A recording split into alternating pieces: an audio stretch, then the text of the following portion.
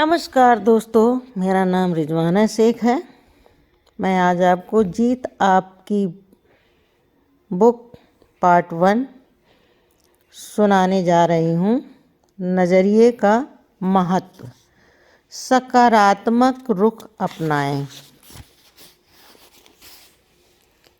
एक आदमी मेले में गुब्बारे बेचकर गुजर बसर करता था। उसके पास लाल, पीले, नीले, हरे और इसके अलावा कई रंगों के गुब्बारे थे। जब उसकी बिक्री कम होने लगती तो वह हीलियम गैस से भरा एक गुब्बारा हवा में उड़ा देता। बच्चे जब उस उड़ते गुब्बारे को देखते तो वैसा ही गुब्बारा पाने के लिए आतुर हो उठते।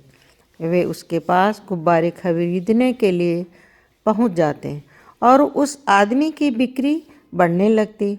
उस आदमी की बिक्री जब भी घटती वह उसे बढ़ाने के लिए गुब्बारे उड़ाने का यही तरीका अपनाता। एक दिन गुब्बारे वाले को महसूस हुआ कि कोई उसके जैकेट को खींच रहा है। उसने पलट कर देखा तो वहाँ एक बच्चा खड़ा था। बच्चे ने उससे पूछा, अगर आप हवा में किसी काले गुब्बारे को छोड़े तो क्या वह भी उड़ेगा? बच्चे के इस सवाल से गुब्बारे वाले के मन को छू लिया।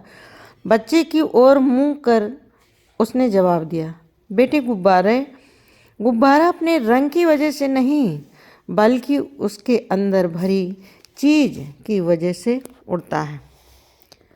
हमारी जिंदगी भी यही है। हमारी जिंदगी में भी यही वसूल लागू होता है। अहम चीज़ हमारी अंदरूनी शख्सियत है। हमारी अंदरूनी शख्सियत की वजह से हमारा जो नज़रिया बनता है वही हमें ऊपर उठाता है। हार्वर्ड विश्वविद्यालय के विलियम जेम्स का कहना है, हमारी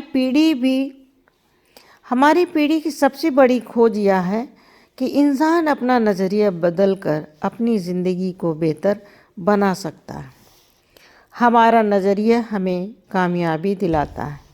हार्वर्ड विश्वविद्यालय द्वारा कराए गए एक अध्ययन के मुताबिक 85% मौक़ों पर किसी इंसान को नौकरी या तरक्की उसके नज़रिए की वजह से मिलती है, जबकि अक्लमंदी या ख़ास तथ्यों और आंकड़ों की जानकारी की वजह से केवल 15% मौक़ों पर ही मिलती है। ताज्जुब की बात है कि जिंदगी में कामयाबी दिलाने के तथ्यों और आंकड़ों की केवल 15% हिस्सेदारी होती है, पर शिक्षा के मद की सारी रकम इन्हीं चीज़ों को पढ़ाने में खर्च की जाती है। जीत आपकी नाम की यह किताब कामयाबी के बाकी 85% के बारे में ही है। अंग्रेजी भाषा में एटीट्यूड, नज़रिया, सबसे महत्वपूर्ण लफ्ज़ है। यह ज़िंदगी के हर पहलू पर असर डालता है, यहाँ तक कि आदमी की निजी और व्यावसायिक ज़िंदगी पर भी। क्या कोई आदमी अच्छे नज़रिए के बिना अच्छा अफसर बन सकता है? क्या कोई छात्र अच्छे नज़रिए के बिना अच्छा छात्र बन सकता है?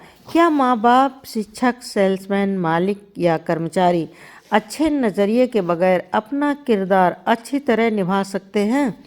हमारा क्षेत्र चाहे जो हो, कामयाबी की बुनियाद तो नज़रिया ही है।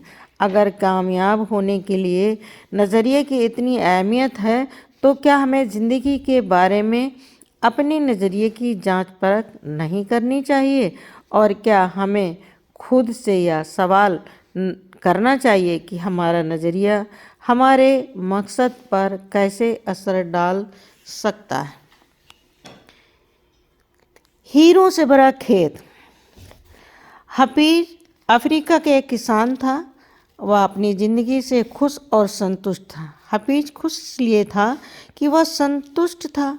वह संतुष्ट इसलिए था क्योंकि वह खुश था।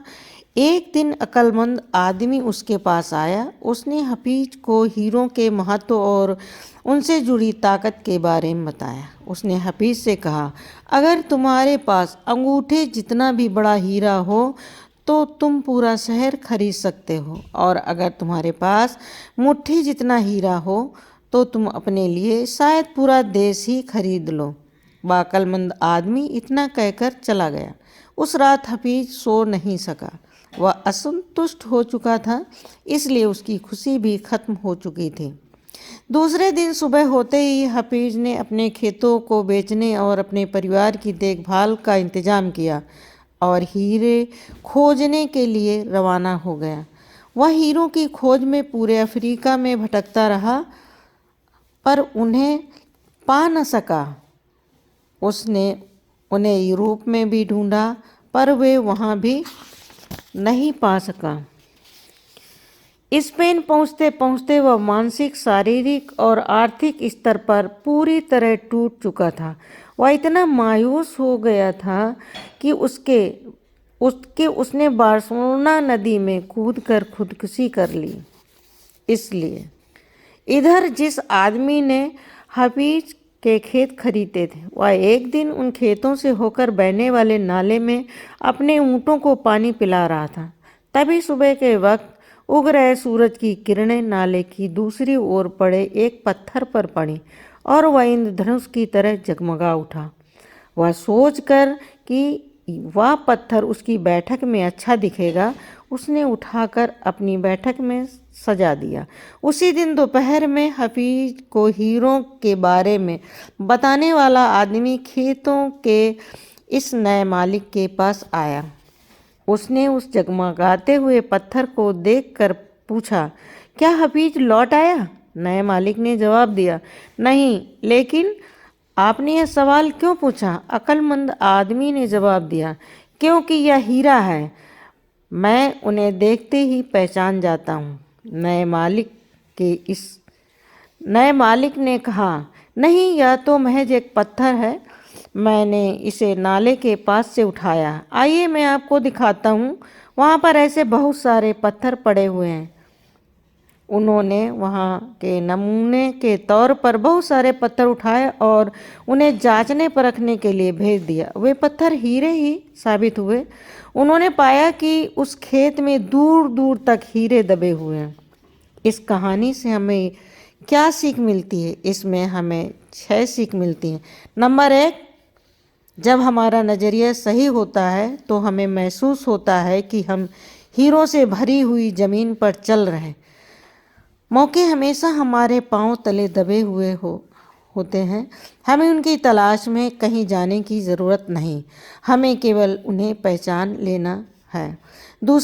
नंबर 2, दूसरे की खेत की घास हमेशा हरी लगती है।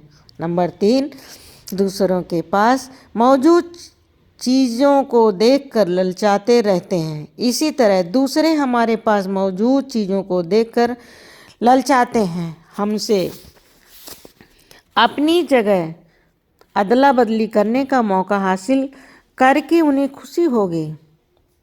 नंबर 4, जिन्हें मौके की पहचान नहीं होती उन्हें मौके का खटकाना शोर लगता है। नंबर 5, मौका जब आता है तो लोग उसकी अहमियत नहीं पहचानते, जब मौका जाने लगता है तो उसके पीछे भागते हैं। नंबर 6, कोई मौका दोबारा नहीं खटकाता।